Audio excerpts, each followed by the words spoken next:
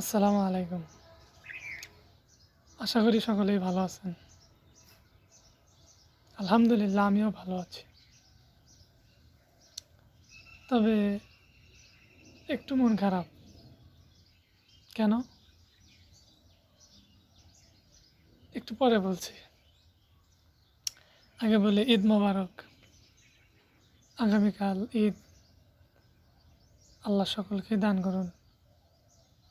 আমোদ ফুর্তি নিয়ে আপনারা ঈদ করুন, নামাজ পড়ুন, ইবাদত বন্দেগী করুন। সকলের প্রতি দোয়া, ভালোবাসা, শ্রদ্ধা, সম্মান। যে কথা বলবো সেটা হচ্ছে এই ঈদ আসে আলহামদুলিল্লাহ আল্লাহ পাকের দয়া, আল্লাহ আমাদের দান করেন।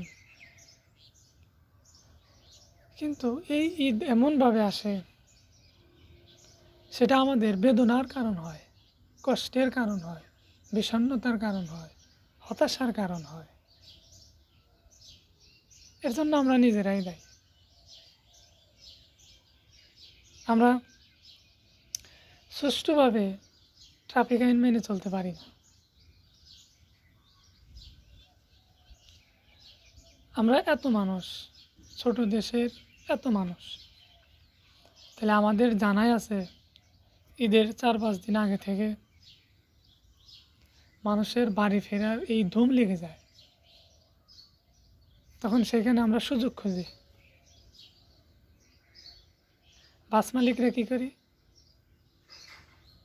ভাড়া ডাবল করে দিই। ট্রেন ট্রেন কর্মকর্তারা কী করি? যার কাছে যা পারি তাই। লঞ্চঘাট একই, সিএনজি, পিক আপ, ট্রাক সব কিছুই ভাড়া বেশি।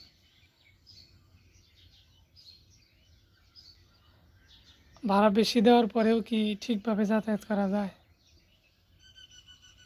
টিকিট সিন্ডিকেট, কালোবাজারি। কতজন টিকিট কেটে ট্রেনে উঠতেই পারছে না। কত ধরনের সমস্যা।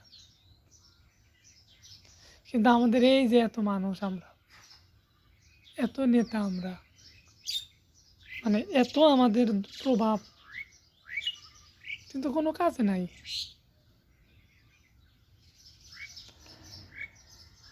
এই সিস্টেমের কোনো চেঞ্জই নাই, যে যার মতো যেভাবে পারছে সেভাবে চালায় নিচ্ছে। কিন্তু একটু চিন্তা করছি না, সে তো কারো না কারো ভাই।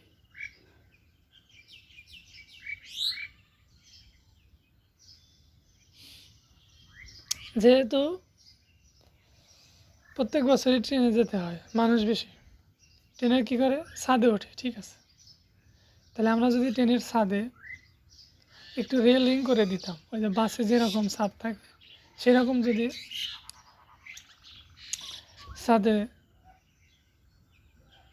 লোহা দিয়ে ঘেরা দিয়ে দিতাম, তাহলে কিন্তু আমাদের মৃত্যু ঝুঁকিটা অনেক কমে আসতো। আসলে আমাদের কর্মী আছে, কিন্তু সুষ্ঠু কর্মী নেই। তাই চাই এই যোগাযোগ ব্যবস্থা, এই যে মানুষের ভোগান্তি, এই দূর করা আমাদেরই দায়িত্ব। তাই সারা বললে হবে না। আল্লাহ আমাদের সহজ করে দিন। হ্যাঁ।